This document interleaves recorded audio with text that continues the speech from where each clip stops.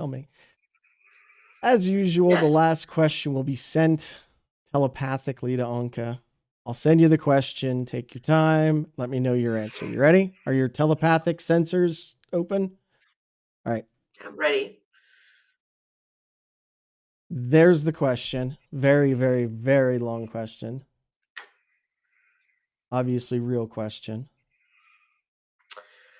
Yeah, that's a good question. Yeah. I mean, it's me.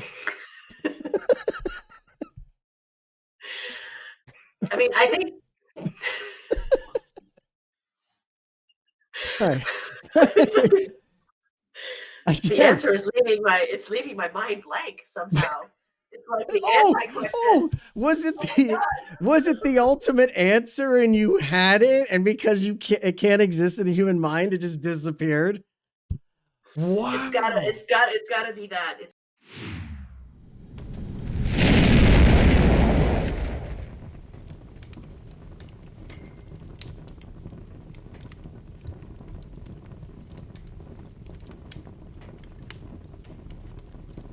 Welcome, Fedi Friends, to episode 58 of Fireside Fedi. I'm your host, Ozoned. Fireside Fedi is a show about folks within the Fediverse. If you're hearing this, you are the Fediverse. Before we begin today, I'd like to say a couple of things. First off, there's no guest here. I'll get to that in a second, but please, if you're enjoying this, don't forget to like, follow, share. That's how we grow organically in the Fediverse. And I want to get this information out, all these amazing projects people are working on, so that we can all share it, we can all learn from it, we can all grow. Also, this is less about growing and more about funny. Also, before we start, I'd love to see what folks can come up with as far as art or clips of the shows. You can tag us, or you can mention us at Fireside Fedi at social.firesidefedi.live, and some community members recommended the hashtag FSFArt, which says FS fart, or FSF clips. So, art clips, whatever, anything you might enjoy, go for it. My guest today is Anca. She told me this. I'm gonna mess it up. Mosoiu. Connector, instigator, maker, slime mode farmer, the slow knife, often a pedant. She, her, they. Except there's no Anca here. That's because I forgot to record the first half of the show. So this is what you see now is about halfway through when her and I were already cracking each other up. And I hope that someday I can have Anca back on and apologize appropriately for not recording that. I'm sure this will make for good jokes and laughter later, but man, did I feel dumb. Anyway, we come in after Anca has told us about moving from Romania to Oakland to Springfield, Illinois, to being in MIT, and just this amazing cultural diversity that Anca has had the opportunity to see. And still, she was very into electronics at a young age and was on BBSs and things. So she is an absolute incredible person. I am grateful to her to have been on my show. And that's, again, I'm always humbled and amazed by you folks. You're all incredible. And I hope you all keep up the amazing work, because it's for everyone and it's amazing. And I'll let me take it away. Habits a little bit. Oh my God. I just realized I never hit record. Okay, well, do so now. I did. I'm sorry. I didn't hit record through any of that. What a jackass. Thank God. Oh, this has been such an amazing conversation. Well, okay, that's all right. We'll catch the one. We'll there's still like whatever 45 minutes left. Yeah, we can keep going. Oh my God.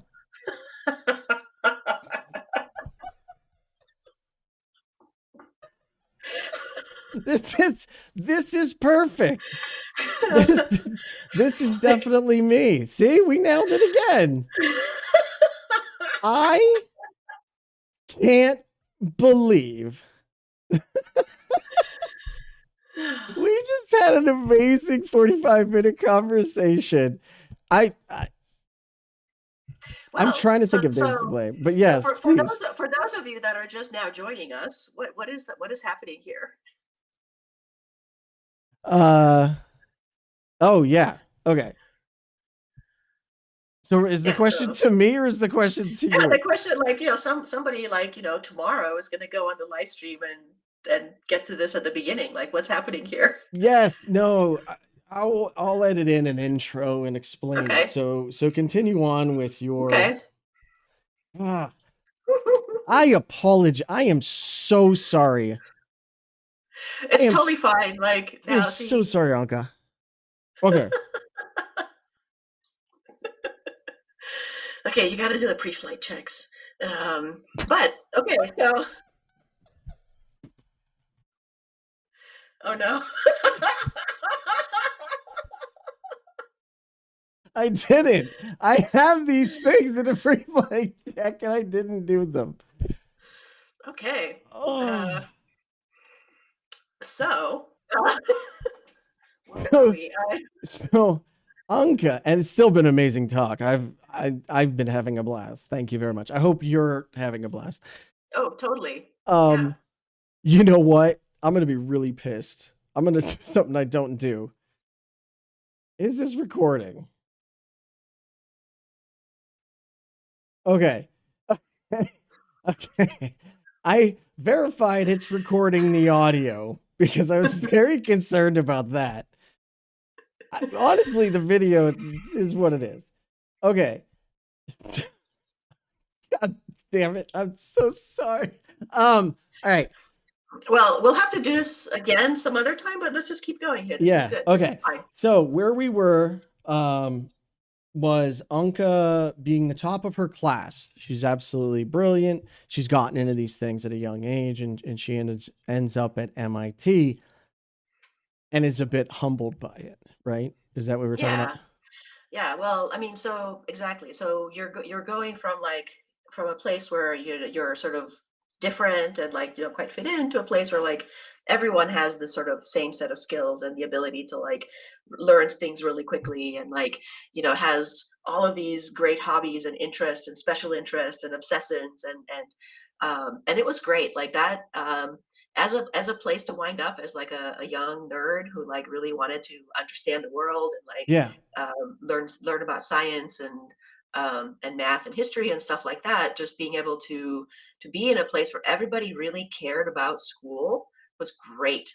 Um, and like there and like even there, so, I, like, one of my friends, like, was in, like, four different majors, and he graduated with, like, physics but it's and math and stuff. But you found your most of us are people. like, yeah, I found my people, and, like, it was great. It And just there's took you had to wait until you got to another place before you found your yeah, people. But yeah.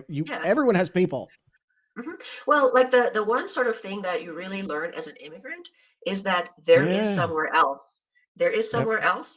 If what you have now is not good enough or is bad, then you go somewhere else. There is somewhere else. And so, as a young person, that kind of taught me a little bit about, not putting up with, oh, if I don't like this, I'm just going to leave, and sort of not fixing problems, but just leaving them because hey, I could just go somewhere else. Yeah. But there's that also has, positive, Wow. mostly positive things, because, like, you don't have to put up with, being mistreated or, um, etc. But I'm also, like, super stubborn, and so I've stayed in situations longer because I'm like, I'm not giving up. See, we say So, stubborn, but where's the mhm. difference between stubborn and tenacious? So I guess I would say probably stubborn and tenacious is, one of them has a more positive, positive, But like at what point, right? concept. Some of the greatest minds alive, they just kept at it. Yeah.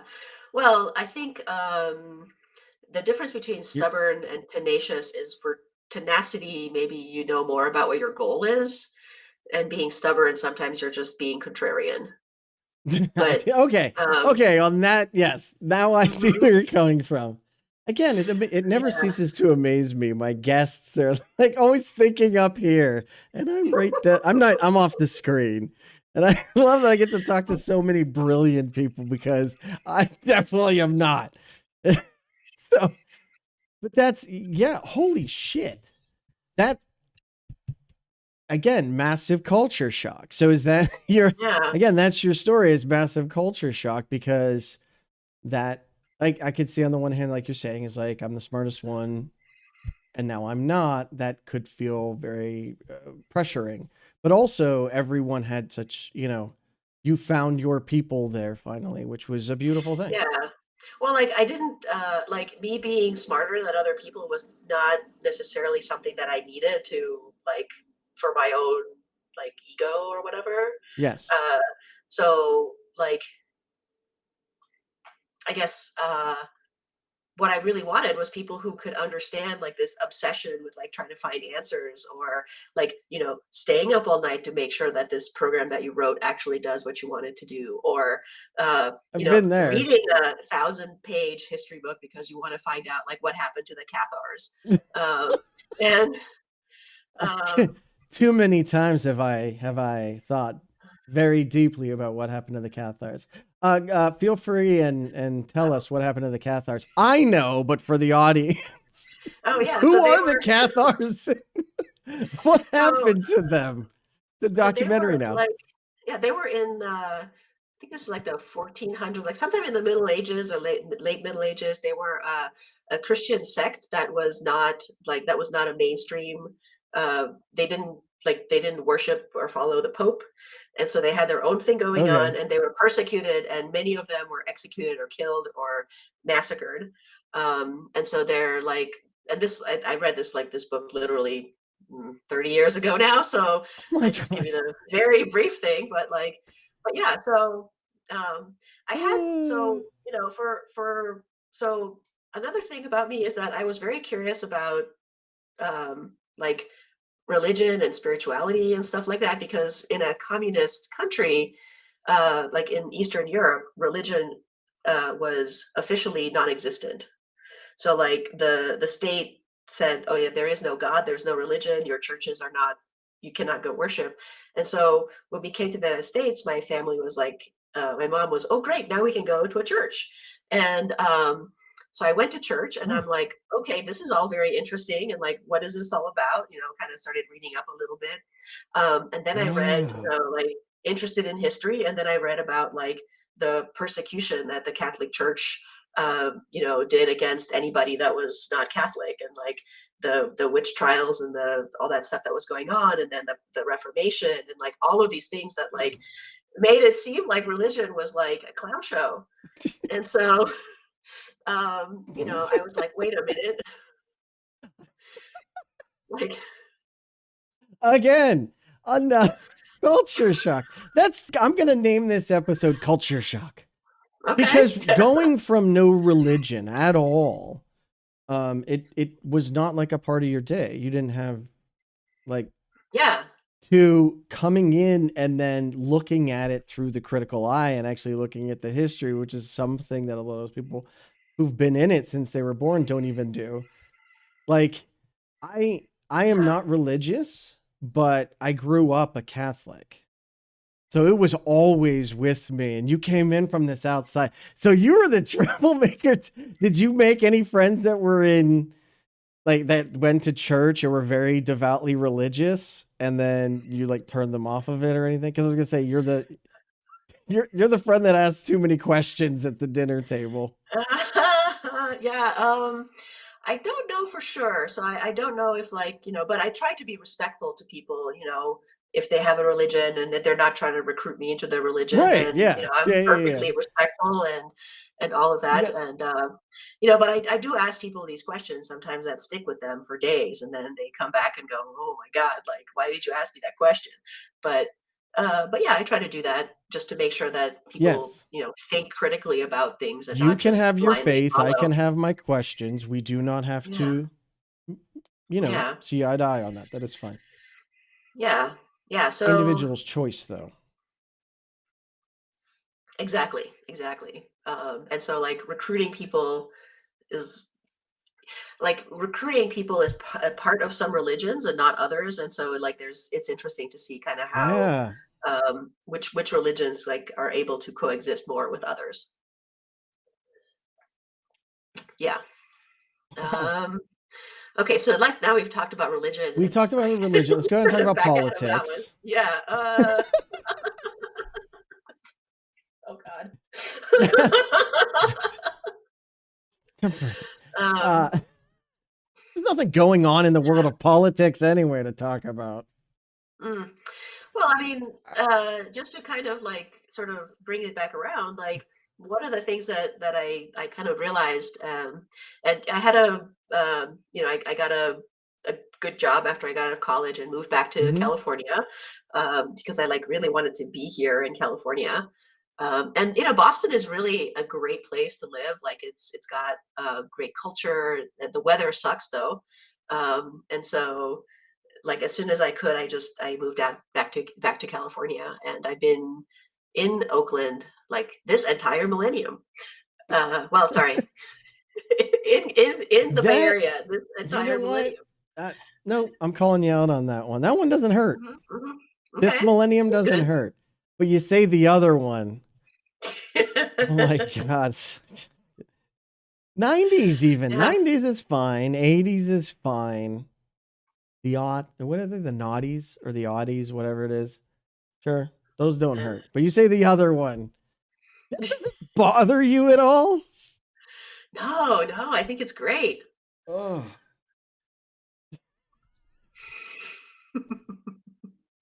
No.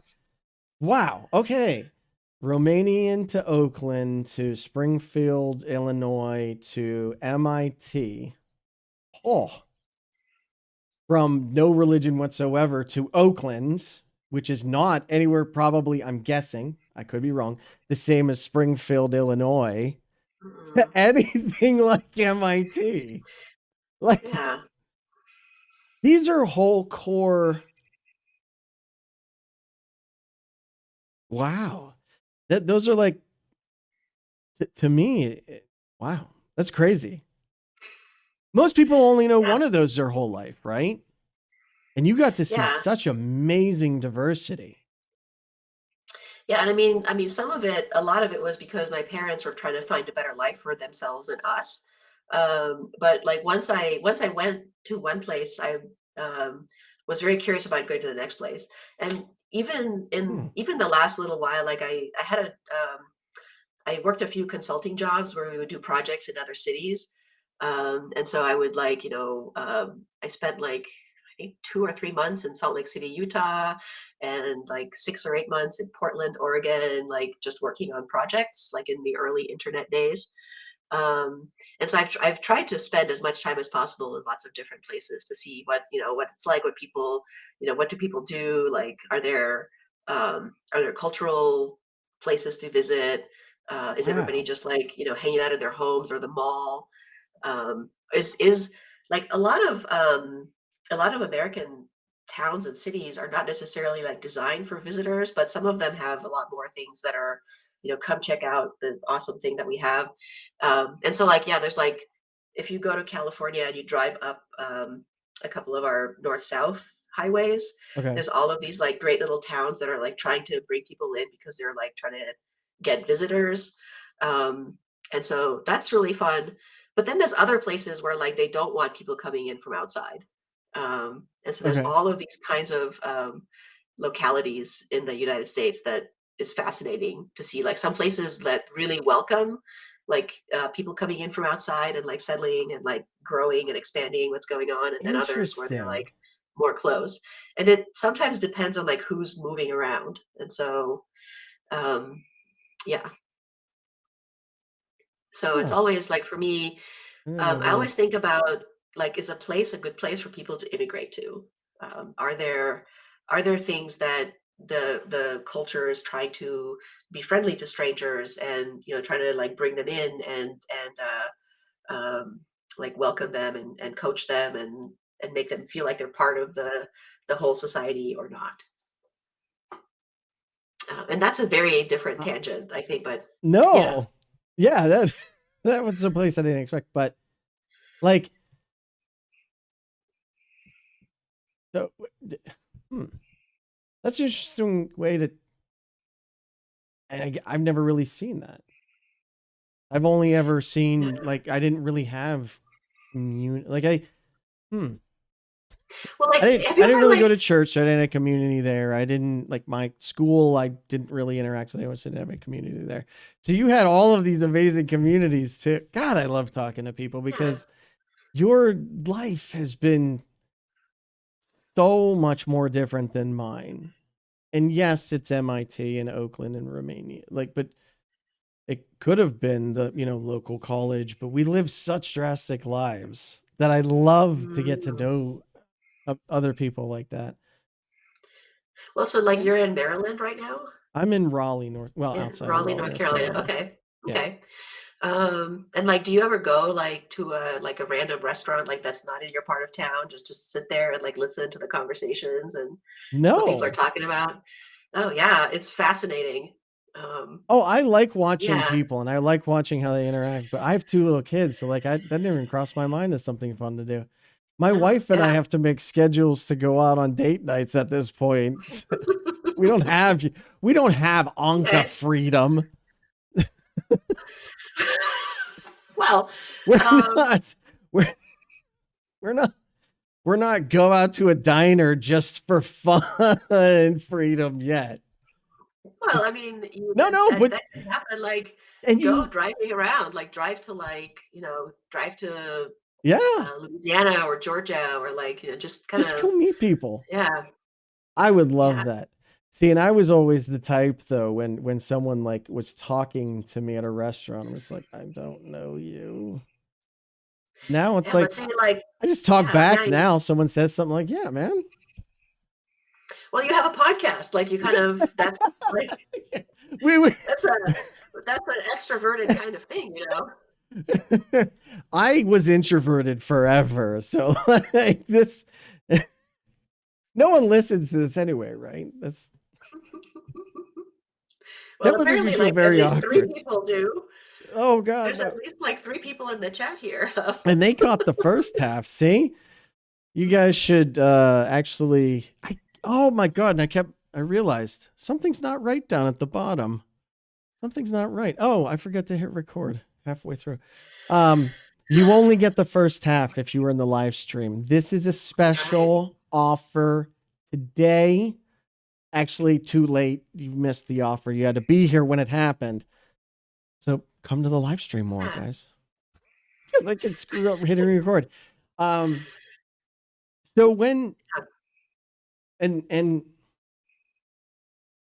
people think that I have this idea that you like have to be related in some way and working with the Fediverse or something like that because it's Fireside Fedi. And I'm like, no, I just want to know you as a person. Mm. So we just talk about the person. We don't have to talk about the Fediverse stuff, but you are actively involved in like Fedi form, right? Hmm. So Yeah. how did you get involved with the Fediverse? Like, what are you doing with like what do you want your contribution to be? Because it seems like you are very actively involved. You're not Mhm. someone that is just talking about something else. You're in the trenches. Yeah, well, that's the part where like I'm the instigator and the connector, Okay. not just the slime old farmer.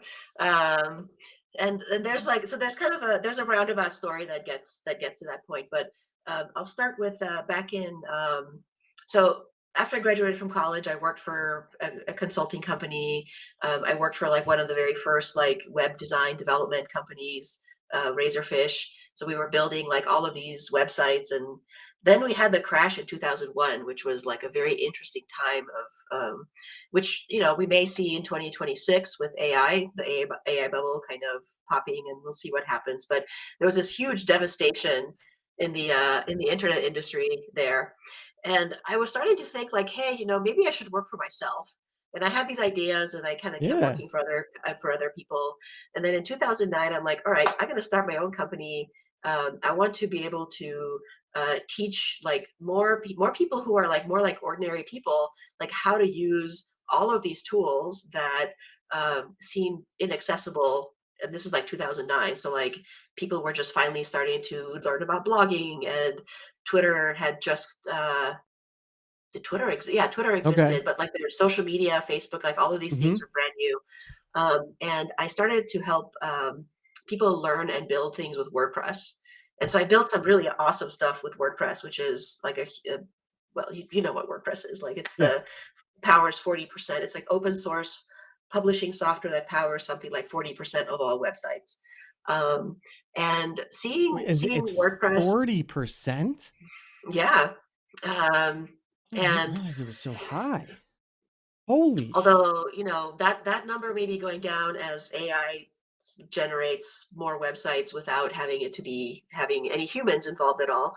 But yeah, WordPress is this incredible open source tool that wow. has a plugin Mhm. framework and an incredible community of people.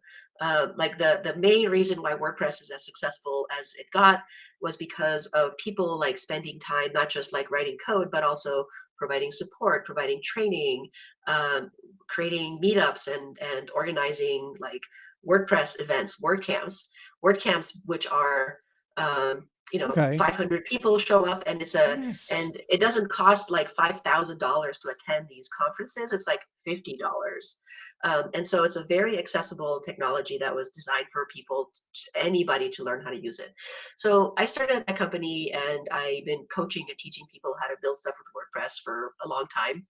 And uh, but I didn't just start one thing. I had this idea in my head that wasn't as clear as maybe it should have been. And so I kind of had a co-working space, and I had like a maker space, and we were teaching like electronics classes and doing all kinds of really interesting technology things Okay. in all of these different places. Yeah. And at a certain point, like it got to be a little too much because I wasn't like focused enough.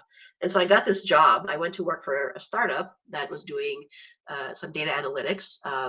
And my friend was working there, and like recruited me in, and that was nice. And that was like 2018. And then in like 2020, February of 2020, we found out that, oh, this startup is being acquired by Twitter. And I thought, oh my God, like I don't know if I want to work for Twitter. But then like February 2020, and everybody got sent home because of the pandemic. And I was like, okay, this is not a great time to like to rock the boat. And so I wound up at Twitter as the pandemic was starting. And like all of this amazing stuff was happening with like people that suddenly being remote, and like doing all of the Yeah. onboarding over Zoom or Google Meet, and just like shifting the way that we work together. And like working for Twitter was an incredible experience. It was another one of these places where I showed up, and like most of the people there were like super into what we were doing. And there were like a lot of things that were very inefficient, and like lots of like stupid But politics and they had the culture, inefficiencies. they But had the belief. yeah, like a very good culture. And there were Mhm. some very strange stuff that happened. And so when like Elon Musk came around and wanted to buy the company, like there was a lot of like, oh no, is this really going to happen, etc. Mhm. And like when it did finally happen, like um, the way that they laid us off, like at the beginning, like the first set of people who were laid off on like November 8th, 2022, we found out because we were like all on our Slack channel, and we were getting disconnected from Slack as our access was being cut off at like 10 p.m. at night. Um, and I was like pissed. I mean, like, because we had this like this great culture that people were like pulling together in Wow. these, and like it was this incredibly like like Oh my rude gosh. awakening into everything that was going to happen. And so then I'm like, damn it, like I just like spent like 2 years here. Like I met some really amazing people and learned a bunch of really cool stuff, but like you know, I don't want to. I'm not gonna. I don't want this to happen again. And so I had actually joined Mastodon in like 2018, Okay. when we were just like doing some like cool hacking thing, and we were exploring like new kinds of things. And so but in 2022, I'm like, all right, I locked down my Twitter account, and have not logged in since then. And moved over to Mastodon. Okay. And So, it kind of brought me back to the work that I was doing before the pandemic of like trying to like build community around accessible technology that is usable by people that don't spend their entire lives learning how to code. Um, so Wow. yeah, and I mean that's part of why I'm involved with I, the Fedi Forum, because I think it's really important to like start building this kind of community where like it's not like seriously like no, no, no. I'm laughing because you're just like, so yeah. Like that was, I never knew you worked for Twitter. Were it was you, a blip. I see, and I love this because there's so many former folks that have worked on building this stuff that are looking at this saying we can do it because we've already done it, but we have the power to do it the way that we want. Yeah. Wow. Okay. Okay. So you were Well, one of the first wave. You were in the first wave to get yeah. Yeah, asked. I worked for part of the organization that was like doing like in the platform organization. And so everybody that wasn't like directly involved with like some of the very specific things that Elon Musk was interested in was kind of like, no, okay, you're out of here. Um, and it was kind of it took me a long time to kind of realize, okay, that's actually kind of a relief because like You didn't want to work at for least him it's anyway, at least it's right? over. No, no, no, and I would have Yeah. had to like quit. Um, and No, he did you so a favor. but yeah, Like, yeah, but still, like no, what happened to Twitter was kind of like a great lesson in mm-hmm. how not to put like critical, like infrastructurally important communication on a corporate platform. So, and that's, Um, I was on the other side of the fence always looking at Twitter too, like, they don't know the fire that they're playing with. mm-mm, Like, I was on that side and I knew that there were so many people that believe that Twitter was you know, people they believe that you yeah, could create this open network. It can't be tampered with, like that we will make it so that everyone can depend on us. And it went wrong, essentially, right? Like yeah. very wrong. Well, the part Eh, where I mean, I think the part where it went wrong and it's going wrong and wronger Yeah. um, is kind of the incentives that that Twitter or X yeah, I hate that word. I hate that name. But the It's not a name. incentives It's a letter in the the in alphabet and he can't have it. yeah. Well, so the incentives on social media, especially when the people are not sustaining it, is the incentives are all wrong. Like Yeah. we're not the customer, we're the product. And Right. like, as a customer of Facebook, so when I run my business, I could run ads on Facebook and they work really, really well because they've got this sort of captive audience Right. and Yep. you can target things. Okay, everybody who lives on the east side of Oakland or everybody whose location is not San Francisco. And there's like ways that you can target people that Yeah. are impossible to do other places. Yeah. So there's some benefits I mean, from have you read Sarah Wynne Williams' book? I have not. Careless Um, People. It's about yeah, yeah, Facebook yeah. It's one of manipulating the algorithms to gain political advantages, if you believe that kind yeah. of thing. Well, yeah, it's It's a good so book. easy to do Yeah. when you have everyone there. And so I just like I fundamentally don't have trust that anyone where you have like one organization kind of responsible for like privacy and security Yep. and trust that they're going to do a good job. And It's like they're gonna do what they need to do for their stakeholders, not necessarily what's best for yep. somebody who is No, a minority and not able to like have their voice out there. and we So, have, do you think we've learned this lesson or we still have more to go? I mean, we depends on who you We, mean by we. yeah. So Obviously like, we're here. yeah.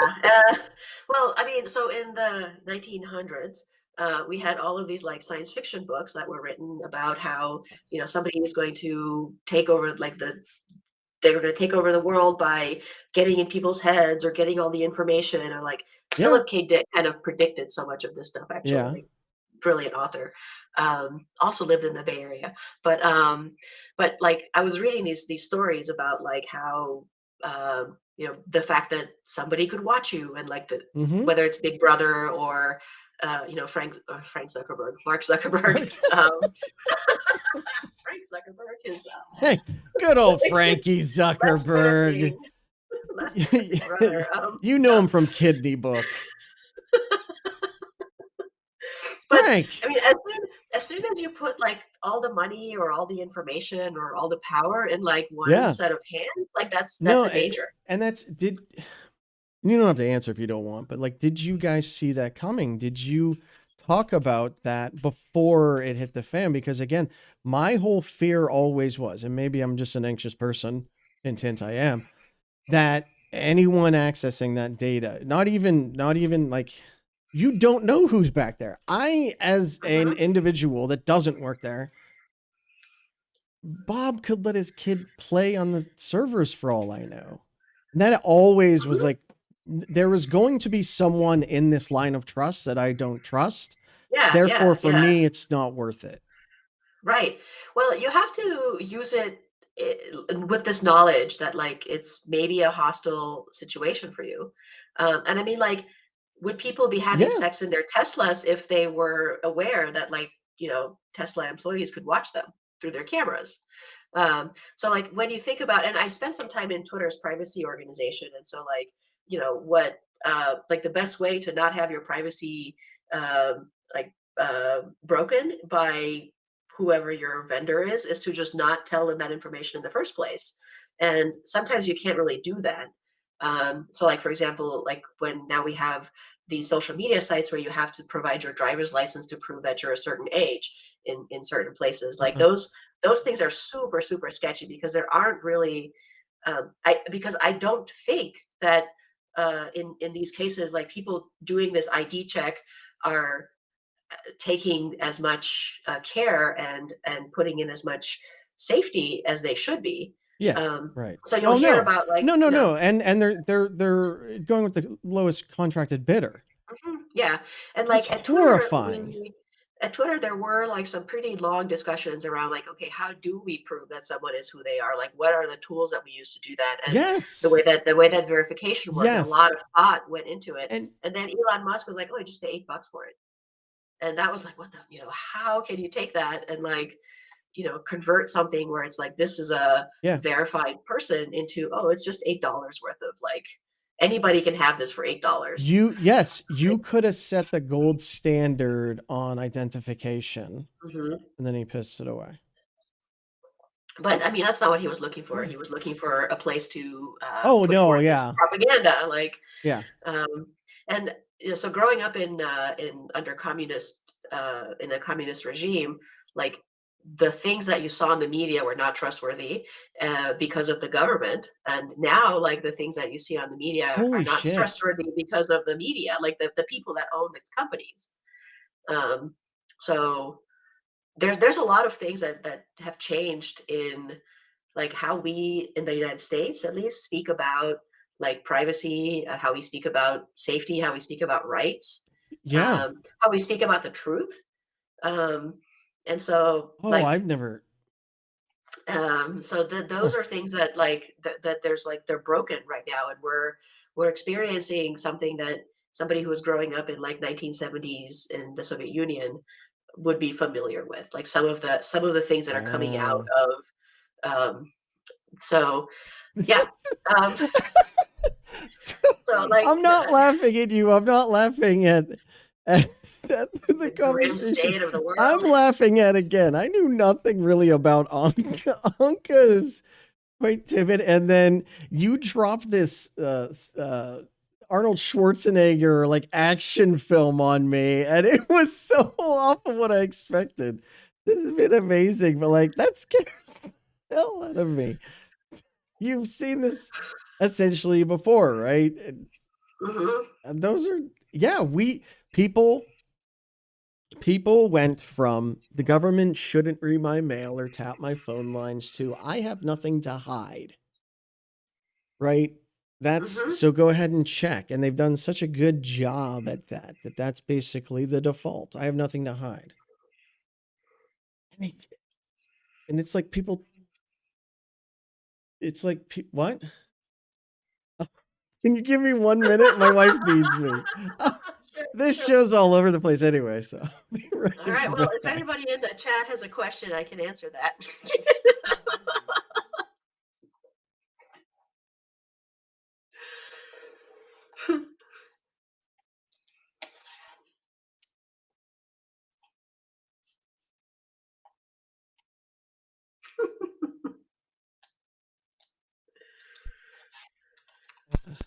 Okay.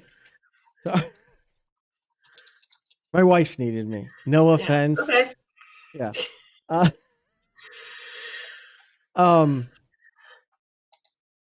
So you find the Fediverse to get back on track because like we keep going with Yeah. this. And you're still at Twitter, and then you're there when. Man, you're amazing. Thank you so much for coming on and talking to me about this because I would have never gotten this chance to interact with someone like yourself, someone like Andy, someone, like Dan. It is something wholly unique. Well, you provide a space for people to express themselves, and that makes it different. I mean, you're like the Terry Gross of the Fediverse. Thank you. Who? Oh, Terry Gross from NPR? Yeah. Yeah. Dude. Yeah. Oh my God. No. Oh. I Terry mean, there Gross. isn't anybody else doing this, like just asking people these kinds of questions, or maybe Mark Terry Barron, Gross is awesome. I love Terry Yeah. Gross from NPR. I support my NPR station. Be a sustainer. But even not even just like here like this is like I met all of you through this common network. Mm-hmm. And we find our people. Right? And that's what people want, and it Mm-hmm. seems like people aren't finding their people. Yes, they are in groups, but that group is fucking annoying. Because I don't want to have to interact with them, but I have to interact with them. And here it is people. We can connect to each other on a different level, like you said, like down to a chat like this. It Yeah. humbles me and blows me away. So thank you, and everyone else. Aw, like a little heart. See, that's the Anca that I knew. I wasn't expecting this Titan to come out of the ashes here. Okay. Well, when there's like a different thing going on, like I want to make sure that there's room for everyone. And that's something else, like if you want to build a real community, like you have to let Yeah. lots of people like have their say and have their space. And so, yeah. Um, Yeah, and the diversity is amazing. There's people from all over the world working on stuff and interacting and cross-pollinating and talking about you should come to this event or that event. And that's how yeah. it And like used to be. recently, yeah. I mean, like, there were like one of the groups that I hosted when I ran my co-working space was like the Berkeley Mac users group. They were like some very I've like the heard of lab was that. like, Yeah. yeah, no, and there were like, four people that were still doing this, like every month they would meet and like talk about, and they were like in their 60s or 70s at that point. And so it was interesting to see how much of what we do as in tech really depends on like individuals doing a thing that they do. I mean, that diagram, the sort of load bearing, like open Oh yeah, source. of course. You look at Um, it all the time, right? Like I yeah, seriously, yeah, that is not satiric. I look at it all the time yeah, because it's such a classic meme of how everything is now. yeah. And that is I mean, that part is the one that needs to be sustained. Because even if the whatever is up on Yeah, top kind of falls over, there's still like, we'll have to rebuild it or reformat it or everything. yeah. I mean, but Eh, the information and the knowledge and the things that people are doing to connect with each other on a human level on the internet, like that should not be taken away by the centralization drive that's been going on in the industry. And so I think that's what Fediverse is kind of the antithesis of the centralization that's been happening. Yes. Yeah, I would agree with that. But most people, and that's why I think interop is important as well, which I know Sure. Cory Doctor wrote, because I'm never going to get my mother-in-law off Instagram. Right? It's not going to happen. But if you can interrupt, then I can Hmm. share her pictures with the kids on my instance, and oh yeah, you can see Right. Instagram. Right. Right. But um, you know, there are other ways to do that kind of like family photo sharing that don't involve like bringing Meta into the equation. Yes, yeah, But yeah, it means that you have to do something else, and that might not be yep. something that's convenient enough for everyone to do. So No, that's an yeah, excellent point. Like I have yeah. gone out of my way to use Proton Drive. It costs me significant amounts of time. It costs me significant amounts of money. I am lucky I am in the position to do both of those. But there was a point I wasn't in the position and my stuff was on Google because I Hmm. knew, but I didn't have a choice. Yeah, And yeah. people have a choice now, and we're having more choices. And Well, like the choices that you had, you know, at the beginning in 1990 about hosting your files and things like that, yeah, a lot of those are still applicable. oh Like you can yes, still have like a server sitting somewhere in a closet that is connected to the internet yeah, that you can use the FTP files into if you want to. yep. Like all of that stuff still exists. Well, and Um, no, and that's so. I've been hearing so many people like, "Have you heard about this RSS thing?" I was like, 20 years ago, and they're like, yeah, "What? No, you didn't." It's like, yeah. No, actually, I was in high school. RSS has been around longer than us. Like, yeah. Um, well, I mean, so there's like whole generations, like yeah, that didn't. Yeah, Gen Z and alphas, like your children, yep. who you know who's going to teach them about the open internet? Who's going to like tell them like you know back in the Oh 1900s, God, now you're scaring me. um, like you know back in the 1900s, we took this thing that was developed like by the military industrial complex and made it such that every human can benefit. Oh my god. Oh, and again, this is why I'm so upset that I didn't record the first half because I think that's the first one you did when I've been recording. For those that don't know, for us people born in the 70s, 80s, and 90s, you will give us a heart attack if you say the 19 nine, the late 1900s. It hurts. Oh my God.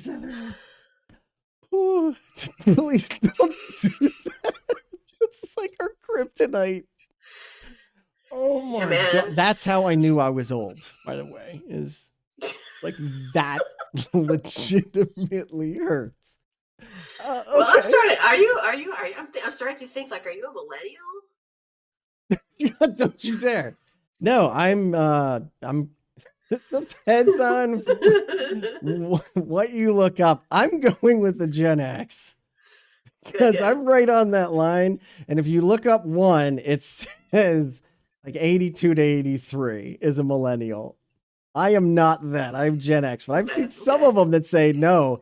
It goes down to 78, and I say you're a fucking liar.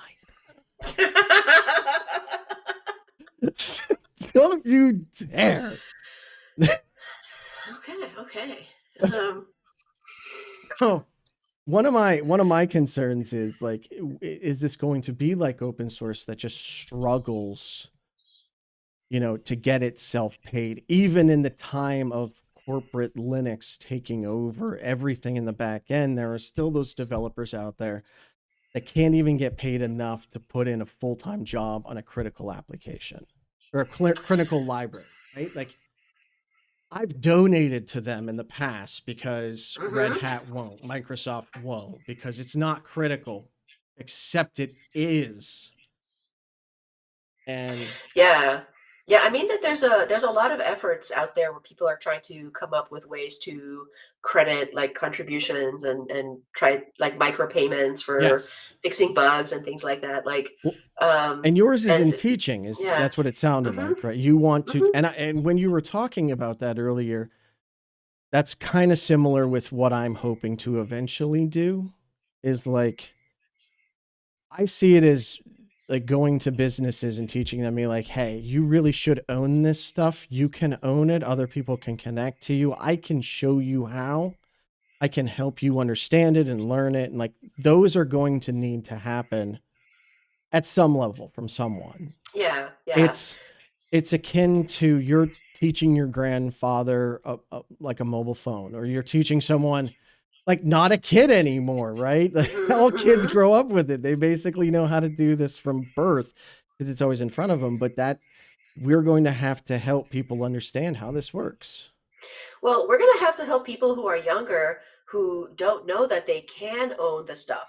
Yeah. So I mean, who've been kind of like thwarted by censorship yeah, that have or never, so like wow. and so like this you should watch this like when your kids are in school, and they're like working in these little Google Docs to like collaborate on work and things like that.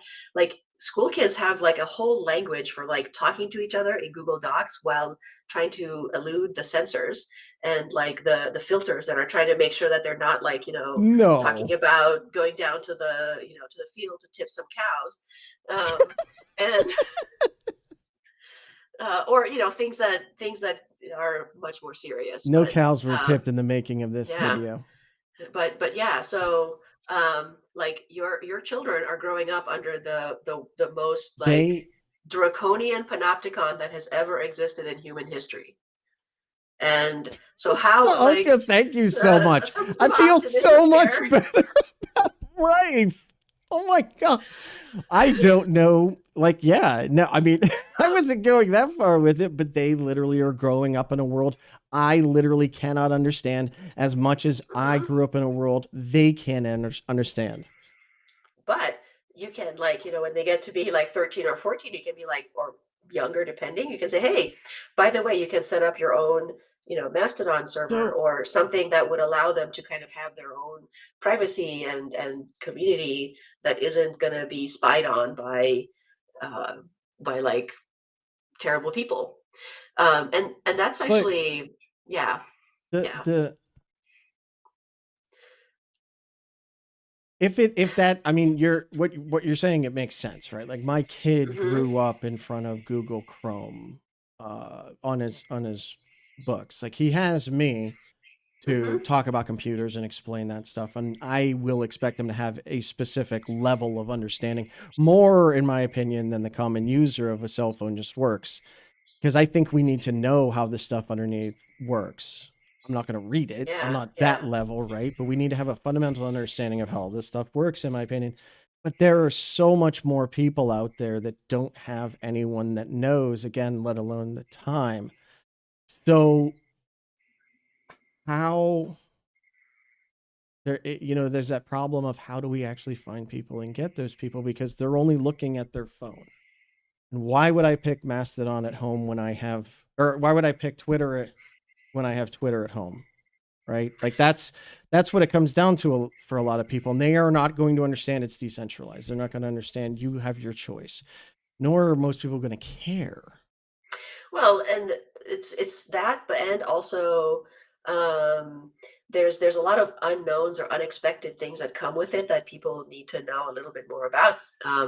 So, like if you think about when you set up a Mastodon server, you are by default open to everybody on That's Fediverse to right. like to bring stuff in. So, how do you help someone learn how to do that in a way that doesn't then all of a And sudden add this job of like blocking instances that are harassing your users or things like that. right. And so there we have more The, work to do to make all of this as usable as, let's say, WordPress was in 2008. yes, and and there was a business opportunity to use those things. And that's where I Hmm. see trying to make the biggest differences for your business, for your customers, for your community. You can run this. You can control. Anyone can log in, or you can rent it out to someone that moderates it for you, or something like that. But it is your community. That's where I see it going. And right now, we go to martial arts, and we have this little web-based login thing. And I told my wife, how amazing would it be if they could have like their own bonfire instance? Hmm. That is theirs. They could teach those kids in the comfort of their own environment how to use this thing that is going to be there forever and has, as far as they're concerned, been there forever. So we need to teach kids these things. And you could do it in that kind of safe environment. And oh yeah, by the way, you can open it up a bit so people can log directly in. Like, I'm here now and you know it, but also, by the way, if we could get Yeah. your church involved, they can run their own, and it's pretty minimal, and your guys can cooperate. Like, that's where I see we get people caring. Yeah. I don't know how to get like my mother-in-law caring about this. Well, she'll care about it when there's more of a benefit to her for doing Yes. something Yeah, yeah, yeah. different than what she's doing now. And so Yeah. we talked a little bit about interoperability earlier. Mhm.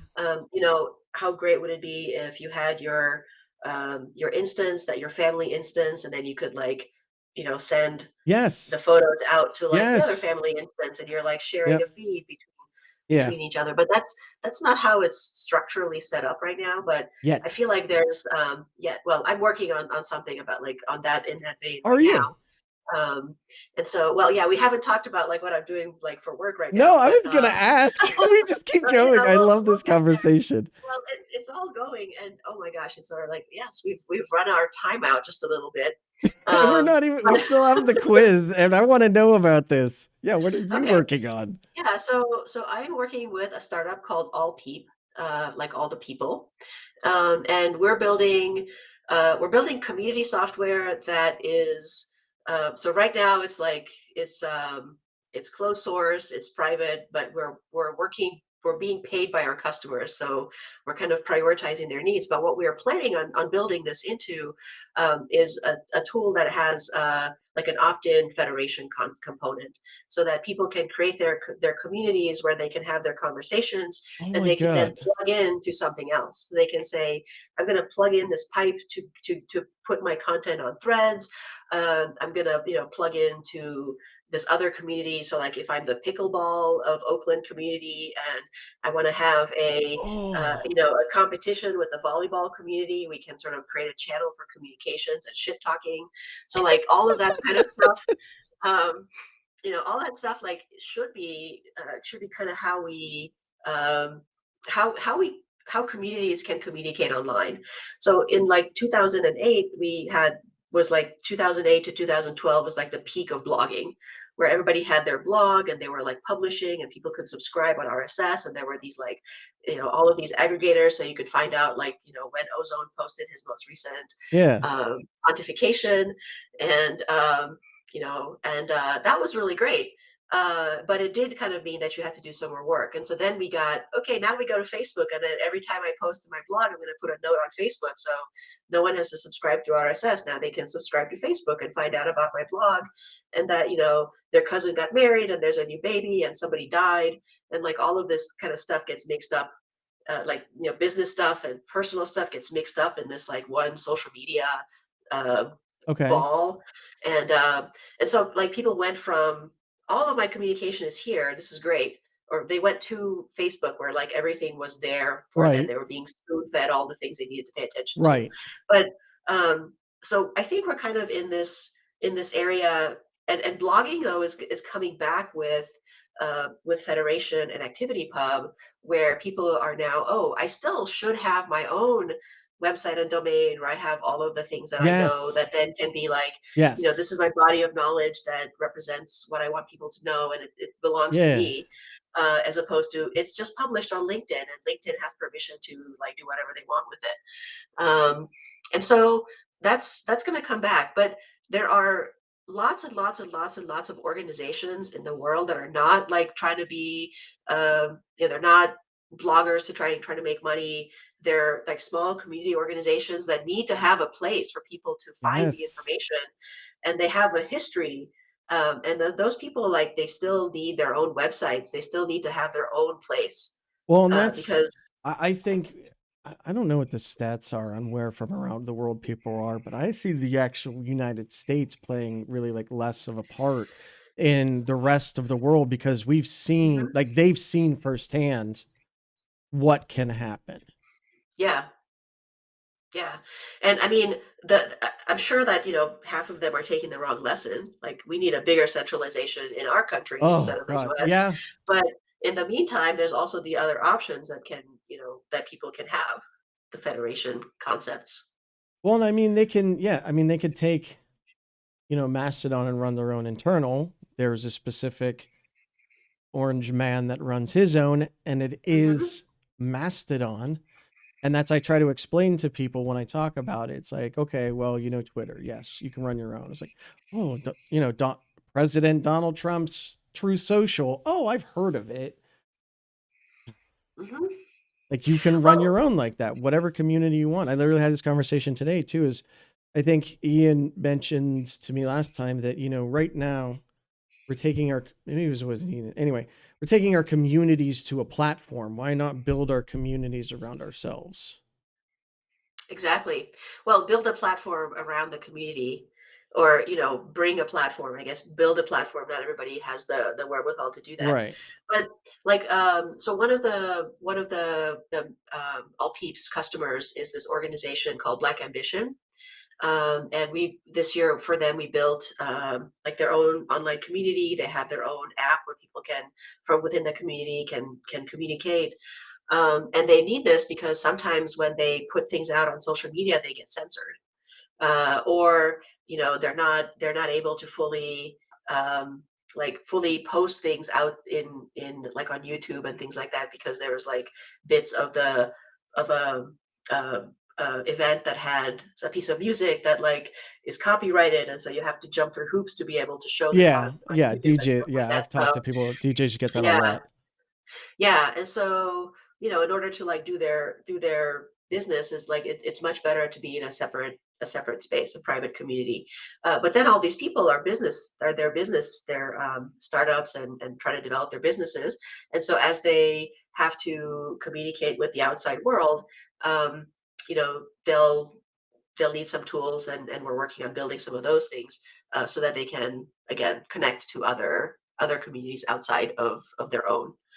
um, and Mm. it's really great to kind of have a customer that depends on what you're doing, and is really like, it really drives the prioritization. In some ways it kind of forces you to go down a path, and you have to be careful not to go down the path that you don't want to go down for reasons. But it does mean that the work that you're doing, is immediately applicable. Um, and so, like, I spent my early career as a consultant, so I have this idea, and maybe it's a too naive or optimistic, but like, yeah, you come in and something doesn't work and you replace it, and then you build it again, and then you have to you can tear it down and start over. So that's like the consultant thing. And but like, organizations don't really want to do that. Like, there's Yes. there's a lot invested in like a Yep. particular application or platform or places where you store your data. And they And want so someone to yeah. call, right? Hmm. Like Yes, every yes. every large company could run their own Linux operating system and pay developers to do, but they don't want to do that, Right, right. right? Most They most need organizations, yeah, as a company, you have to do the thing that's novel and different about what you're doing. You don't want to reinvent something that someone else does yeah. better. And Yeah. and I in my early career, I was involved in a couple of projects where like very large companies were trying to do something for the first time from first principles, because they disagreed with some like small aspect of how the the um, the current technology was doing it, and they would spend like millions of dollars and years, and just kind of doing the stuff that like wasn't in their wheelhouse. But um, so Yeah. No. that's deadly if you're like a small business. Like, if your tech company is trying to build software, and suddenly you're building a project management system, which is like another sort of failure mode of startups, where like you can't build your product because you're too busy building a project management system. Um, like, many tech startups kind of go in that direction, where like, Wow. we don't like this, and so we're gonna like get distracted. And like, some of them like happen to like invent a great project management system, but then most of the time when that happens, you just fail to build what you need to do, and you burn through your funding and have to start over. um so uh I'm just laughing because I'm Yeah. realizing how much smarter than me you are. I that's But yeah, no, you well, and as because I'm laughing because like with the nonprofit, like I've spent more time actually looking at like what software should I use to call people? I could run my own. I'm going to run my own. It's like, but no, most companies don't care yeah. about that. They want to just get on with what they're doing, right?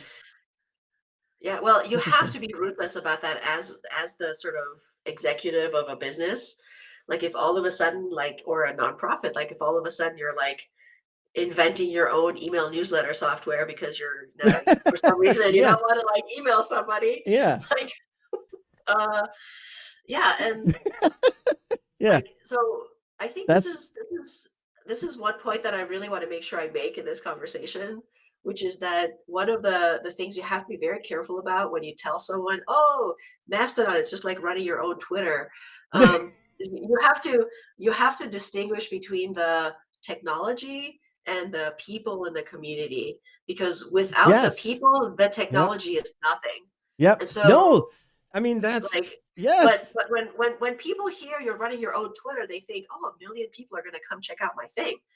They're not thinking you're gonna run this code that is like the code that Twitter used. Oh, yeah, Um, they think on a so wholly different level. yeah, so it's like, oh, Oh in my 2000, god, now you scared me right? again. So when you tell people that Mastodon is just like Twitter, you have to really ask them what they think that means because is it like all the people on Twitter? Is it like the software? Is it something else?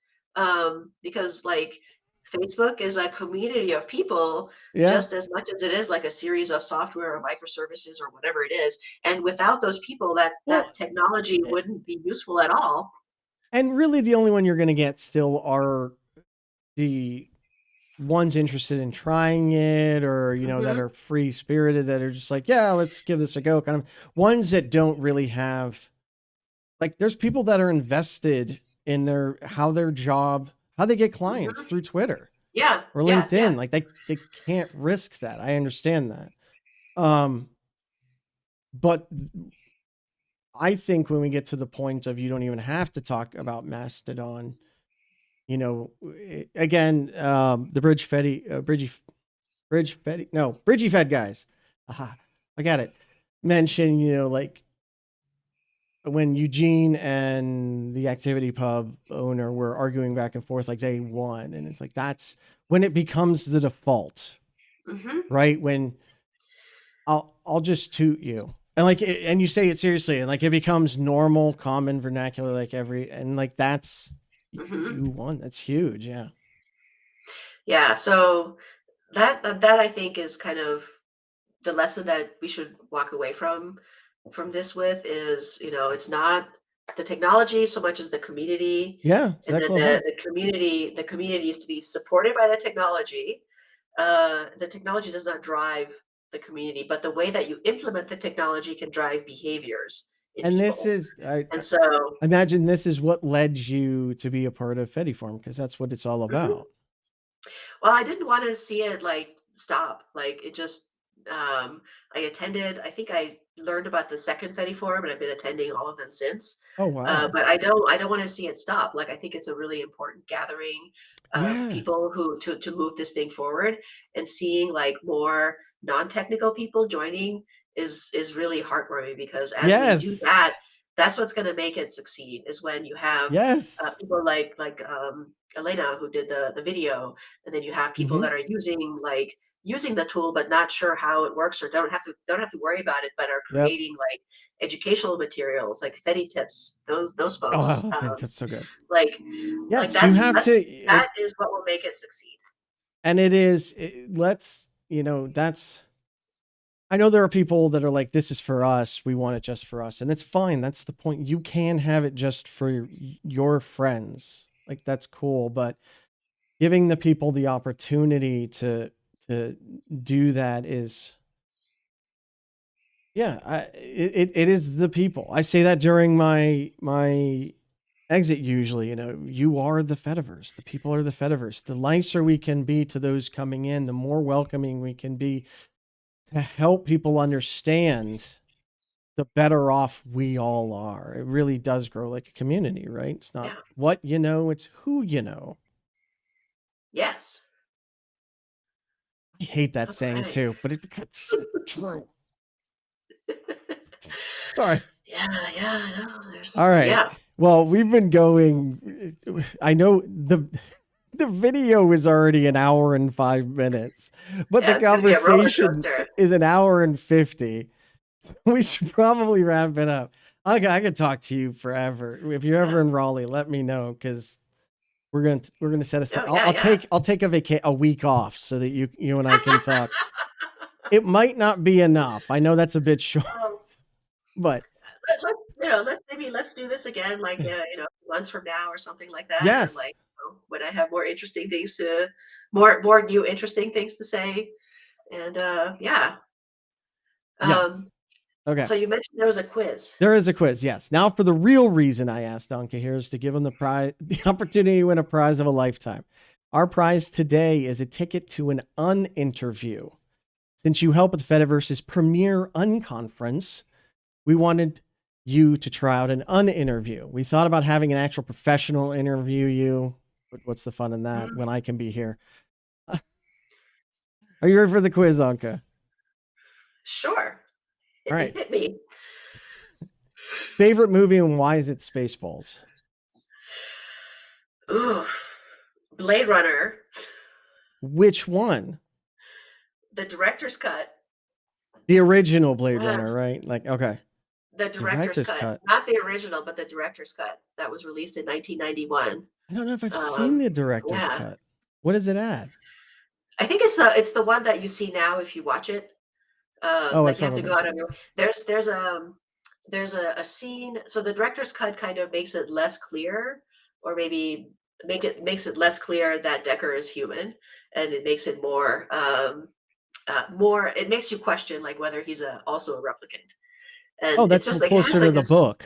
Yeah, and it took out some of the narration that some people liked and some people did not. But Oh, but okay. I do have a deep appreciation for Spaceballs. That's well, why I forgot the name of the Blade Runner. Why Blade Runner? You just told me and I forgot. Well, because it has like lots of great questions about humanity. It's got great music. It's got amazing special effects.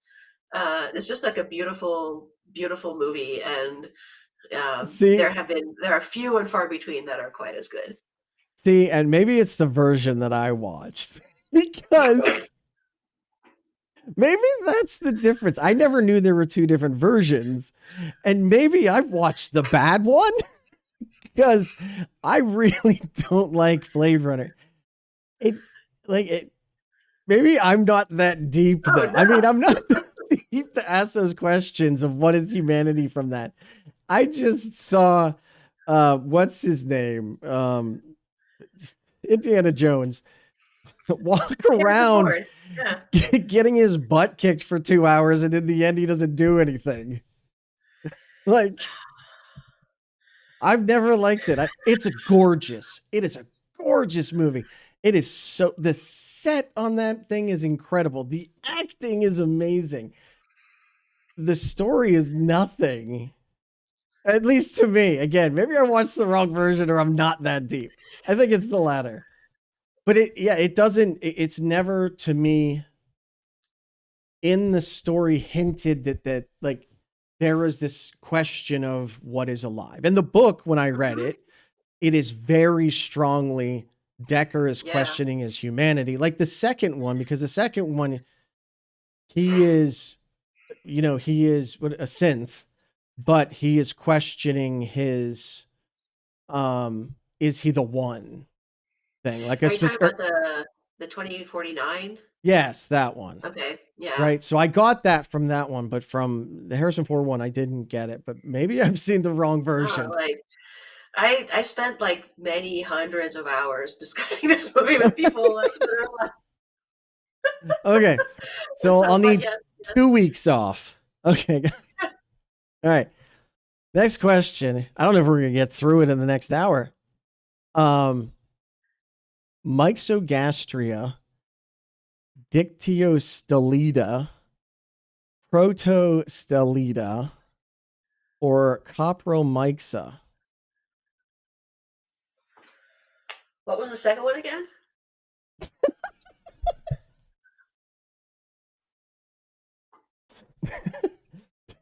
I probably pronounced it wrong. Dictyostelida. How do you pronounce it? She's laughing because I'm pronouncing it wrong. I didn't even know these were words. I'm trying to figure out what these words are. You had me going. You're like, oh yeah, what was the second one? I'm gonna pick that one. Well, I mean, if I have to pick, though, I would pick the Coprostelida, which I think is the fourth one. These are different kinds of slime molds. Nice. Okay. Okay. So what kind do you have? Well, I have the metaphorical kind. All right. But actually, like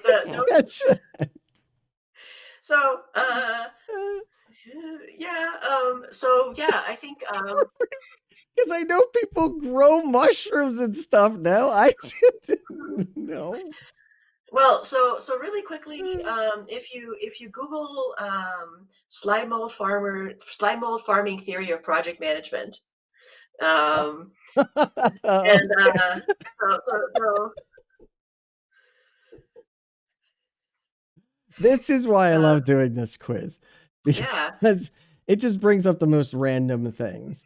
Again, with a new social guys, I asked them effect or affect, and Ryan thought I said something about effects, and Anuj said, well, it depends.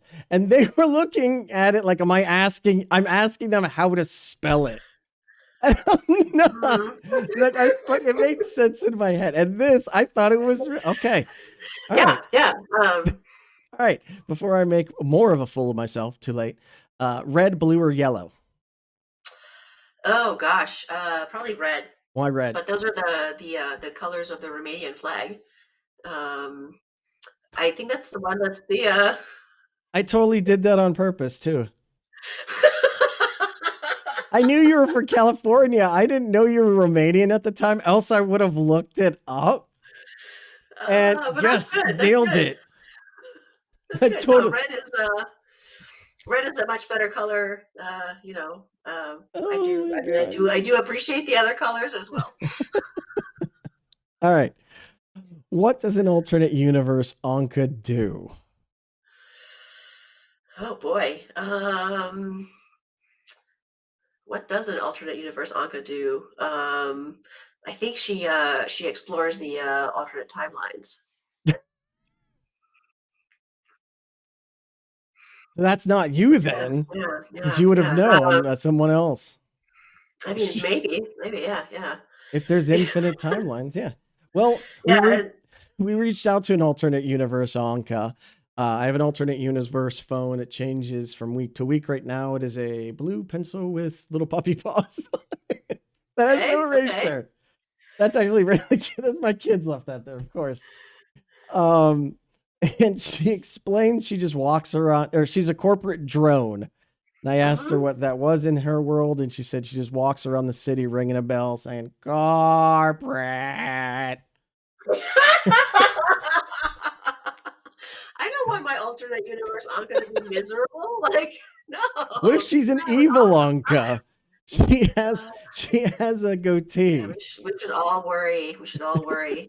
Yeah. That went down better than I expected. Thank you. At least when I gave Jazz a crazy one like that, he's like, what do I do with that? That's what I'm here for, to waste an hour of your time. All right. Cats, dogs, or humans? Yeah. Cats, humans, and dogs in that order. Cats, humans, and dogs in that order. Okay. Yeah, because you have a whole bunch of friendly cats in your backyard, right? Or Oh well, no, feral. they're not friendly. They're feral. They're They're the feral. opposite of friendly, but they're um, well, Friend comes in the house. Oh, there's a cat in your backyard. Can I go pet it? Oh yeah, he's friendly. I mean feral. Yeah. Wah, wah. like they run away. They don't want me to pet them, even though they're Okay. like so delightfully fluffy looking and comfy. I like the one It- that was yeah. in the fire pit. That Yeah. was really cute. He's like, yeah, what are you gonna do about it? Staring Yeah, at we you. normally have a cover on that fire pit, which makes a perfectly cat-shaped hammock. So when we Oh, have the nice. cover on there, the cat likes to sit in the hammock. Oh, And so like, you didn't have the tarp on. So how dare no, you do that to the cat then? The cat was expecting that. That was I your fault. know. I'm just a jerk. Yeah. Cats are Yeah. always right? That's what they tell me. As usual, the Yes. last question will be sent telepathically to Anca. I'll send you the question. Take your time. Let me know your answer. You ready? Are your telepathic sensors open? All right. I'm ready. There's the question. Very, very, very long question. Obviously, real question. Yeah, that's a good question. Yeah. I mean, it's me. I mean, I think All right. the answer is leaving my mind blank somehow. It's like the anti-question. Was it the ultimate answer and you had it, and because it can't exist in the human mind, it just disappeared? Wow. It's gotta be that. It's gotta be that. But otherwise, I think I would just say 42. This is gonna be the catcher at the beginning because this explains the nonsensicalness of the whole thing. I think that was great. Yeah, I think it made perfect sense. Again, this is why I love having this conversation, because there's so many people I'm like, my wife is going to be so mad if I ever meet this person in person because we won't shut up. Just keep going. They'll love you. She'll love everyone, but she'll be so mad at me because I can't stop talking. Be like, the kids went to bed. I'm like, good. It's what time o'clock? It's 24 days ago. Wait, are your kids okay? Like, you can't think that long. It's like, oh, I didn't notice. I'm busy. Yeah, well, ozone. This is what a conversation looks like when we don't have to be like, here's a conference that we should all be or like, an unconference. Yes. Yeah. Yes, and we need to find ways to process because I absolutely love this. I think it's great. Congratulations, you got every answer either correct or incorrect. Good job. Unfortunately, when we checked into the uninterview, it looked like a room full of people just sitting around and not allowed to talk. Seemed like Twitter, Facebook, or something. We don't need that. So, as you know, I am a talker also, and I got immediately kicked out. So we will not be able to get you that prize this time. But Anca, thank you so much for joining me. This has been amazing. We need to find ways to do like hang out with friends online or something. I don't know. Maybe a Fediverse. No, I don't think if only we had some kind of online video tools to make this all happen. Right. But unfortunately, that day will never come. Yeah. Well, Ozone, thank you so much for doing this, and this was hilarious. Thank you. And hopefully, those of you that are watching on the chat or in the live stream have been entertained. And if not, you can send Ozone a tube, so he'll give you back your money. And there's only a few people that will ever know the beginning of that video. And in 50 years, when they come to The Last of Us and ask, what was at the first half of the video? You will go, I am taking it to my grave, for it were so perfect. Yeah, I replaced those brain cells with like I don't know, my password or something. I don't know. That's But not useful. All yeah, right. all right. Well, Anca, thank you so much. Everyone out there, thank you so much for being out there. As we talked about during the show, I can't remember if it was before or after the cut. You are the Fediverse. It's the communities that we build that are going to make this thing work. So thank you all for all of you out there. You're all amazing. I greatly appreciate it. And if anyone ever wants to talk to me on this ridiculousness, never hesitate to let me know. But we'll catch you on the next episode. Have a great one. Right. Thank you so much. Bye bye.